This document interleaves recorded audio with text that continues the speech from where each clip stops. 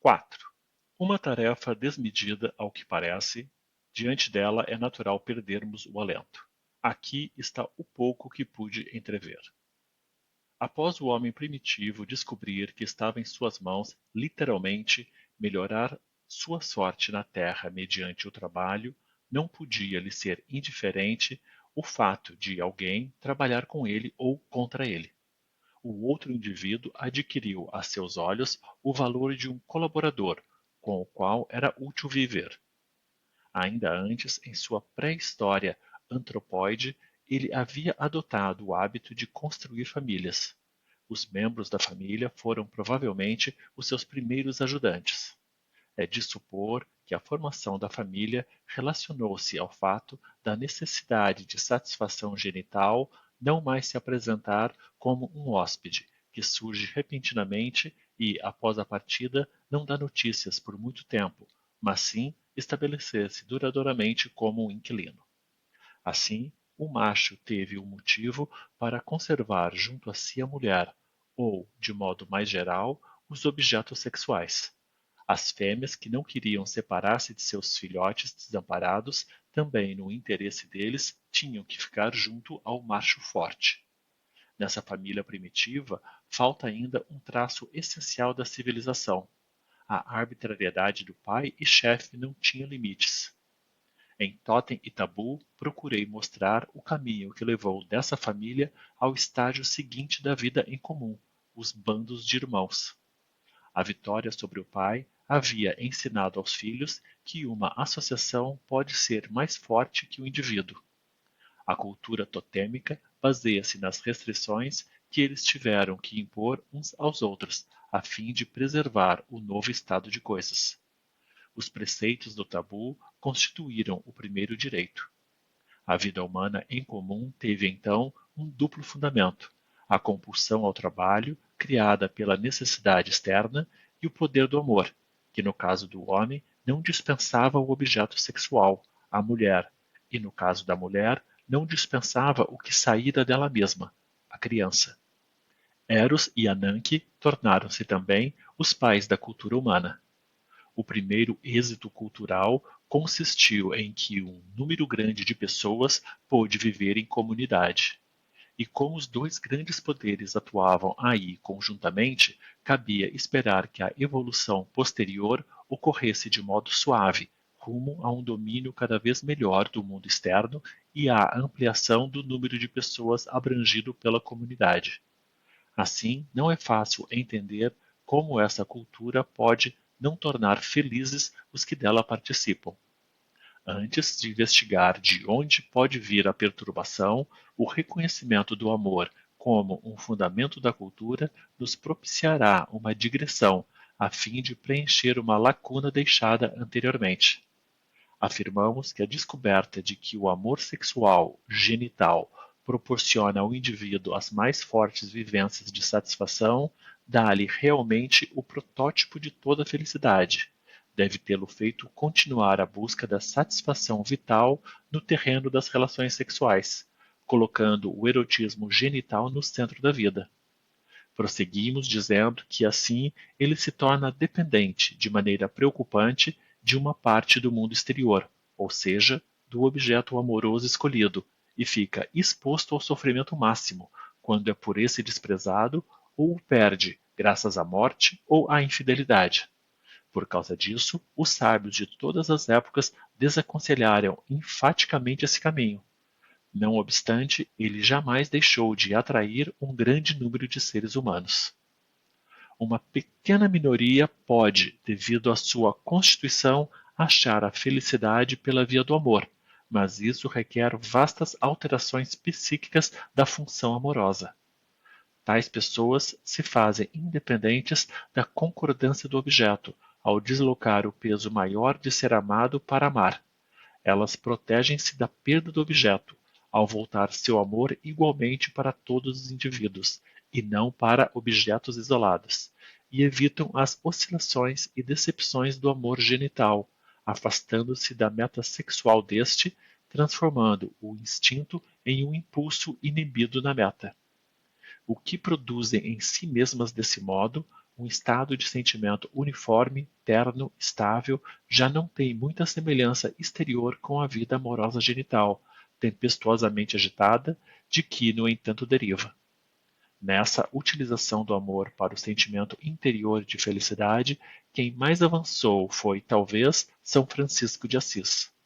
O que vemos como uma das técnicas de realização do princípio do prazer foi frequentemente vinculado à religião, com a qual pode estar ligado naquelas remotas regiões em que é negligenciada a distinção entre o eu e os objetos e entre os próprios objetos. Há uma concepção ética cujos motivos profundos ainda se farão claros para nós, que enxerga nessa disposição para o amor universal aos homens e ao mundo a mais excelsa atitude a que pode chegar o ser humano. De imediato queremos expor as nossas duas principais objeções. Um amor que não escolhe parece nos perder uma parte do seu valor, ao cometer injustiça com o objeto. Além disso, nem todos os humanos são dignos de amor. O amor que fundou a família continua ativo na civilização, tanto em seu cunho original, em que não renuncia à satisfação sexual direta, como em sua função de unir um número considerável de pessoas, de maneira mais intensa do que a obtida pelo interesse do trabalho em comum. O desleixo com que na linguagem se usa a palavra amor tem uma justificativa genética. Chama-se amor a relação entre homem e mulher, que fundam uma família tendo por base as suas necessidades genitais. Mas também são amor os sentimentos positivos entre pais e filhos, entre os irmãos de uma família, embora tenhamos que descrever tal relação como amor inibido em sua meta, como ternura. O amor inibido na meta foi, na origem, amor plenamente sensual, e ainda o é no inconsciente humano. Ambos, amor plenamente sensual e amor inibido na meta, vão além da família e estabelecem novas uniões com pessoas antes desconhecidas. O amor genital conduz à formação de novas famílias. Aquele inibido na meta, a amizades, que culturalmente se tornam importantes, pois escapam a várias limitações do amor genital, a exclusividade, por exemplo. No curso da evolução, porém, o vínculo entre amor e civilização deixa de ser inequívoco. Por um lado, o amor se opõe aos interesses da cultura. Por outro lado, a cultura ameaça o amor com sensíveis restrições. Essa divergência parece inevitável. Sua razão não percebemos de imediato. Manifesta-se primeiramente como um conflito entre a família e a comunidade mais ampla a que pertence o indivíduo. Já notamos que um dos principais empenhos da civilização consiste em juntar os homens em grandes unidades, mas a família não quer ceder ao indivíduo. Quanto maior for a coesão dos membros da família, mais frequentemente eles tenderão a se apartar dos outros e mais dificilmente ingressarão no círculo mais amplo da vida. O modo de vida em comum, que é filogeneticamente mais antigo, o único existente na infância, defende-se da superação por aquele posteriormente adquirido, cultural. A separação da família torna-se para todo jovem uma tarefa, na solução da qual a sociedade com frequência o ajuda por meio de ritos de puberdade e iniciação. Vem-nos a surpresa de que estas são dificuldades inerentes a todo o desenvolvimento psíquico e mesmo orgânico no fundo. Depois, são as mulheres que contrariam a corrente da civilização e exercem a sua influência refreadora e retardadora, elas que no início estabeleceram o fundamento da civilização através das exigências de seu amor. As mulheres representam os interesses da família e da vida sexual. O trabalho da cultura tornou-se cada vez mais assunto dos homens.